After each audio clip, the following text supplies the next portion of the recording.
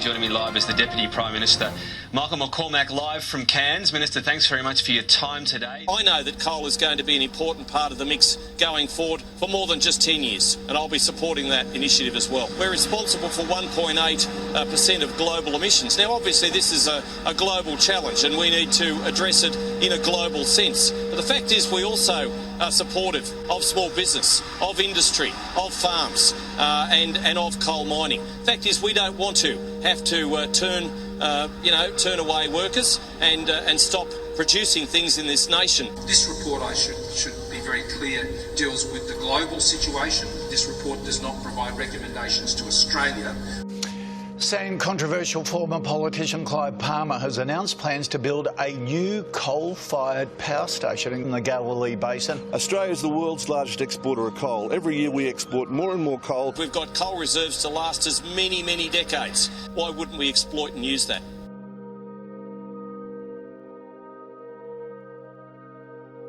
At a time when organisations like the Intergovernmental Panel on Climate Change are warning that Australia and the world need to transition away from burning coal, this mine would enable 8 other mega mines in the Galilee Basin to go ahead, pumping more than 700 million tonnes of climate pollution into the atmosphere per year.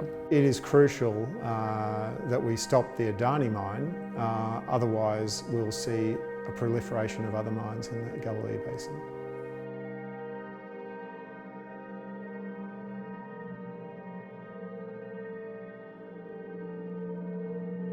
The Queensland Government has given the green light for a massive new coal mine in the state's central west. Gina Rinehart's proposed $6 billion Alpha project is expected to generate 3,500 jobs during the construction phase. First priority is that Queenslanders get jobs. Greenpeace says the new mine should not go ahead and will produce millions of tonnes of carbon pollution. The project is now awaiting federal government approval.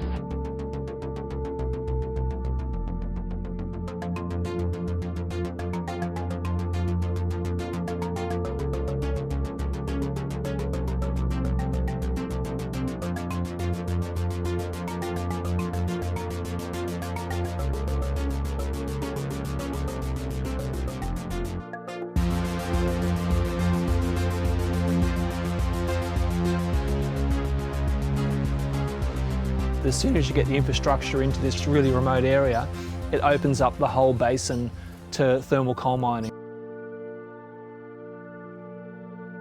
There has been no attempt to limit global warming to 1.5 degrees or even 2 degrees. Commitments under the Paris Agreement have not been taken seriously by our current government, and I think that if things don't change, we're on a pretty bad path.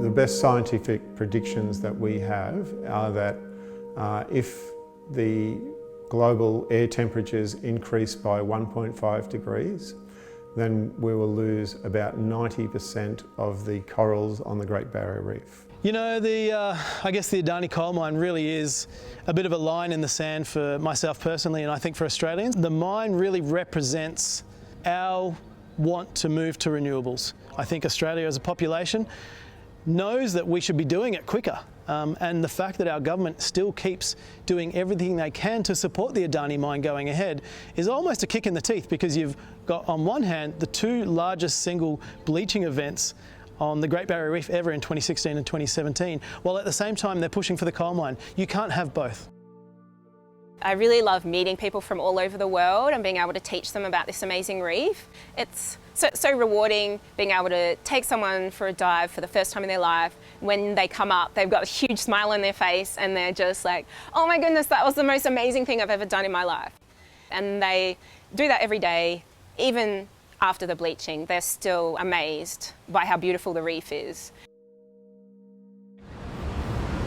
So our oceans are already under threat, and if the proposed Carmichael coal mine does go ahead, this is going to add immense pressure onto already vulnerable marine ecosystems and life within our ocean. It threatens jobs, it threatens livelihoods, it threatens a reef, and it threatens the entire climate and the safety and stability of our planet.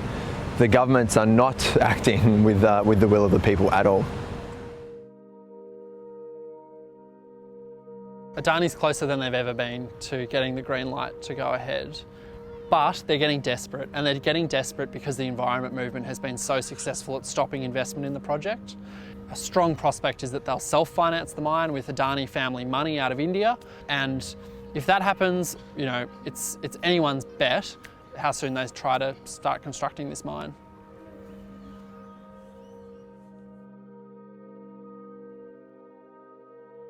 We do not require a cent of state or federal funding. We will stand alone. We are standing on our own 2 feet.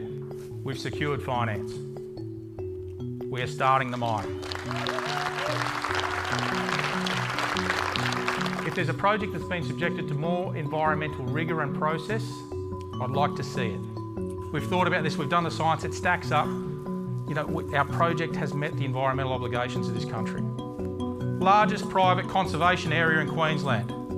This is what we've already done. These areas have been set aside for biodiversity offsets. There's stipulations around the grass types that need to be in that area. Water sources, it's all about protecting habitats like the black-throated finch. The idea that we're just going to rip into this mine, there's been a hell of a lot of science work and then investment around setting these sort of things up. If we don't stop this coal mine, and we don't rapidly move away from burning coal in this country, then places like the Great Barrier Reef will cease to exist.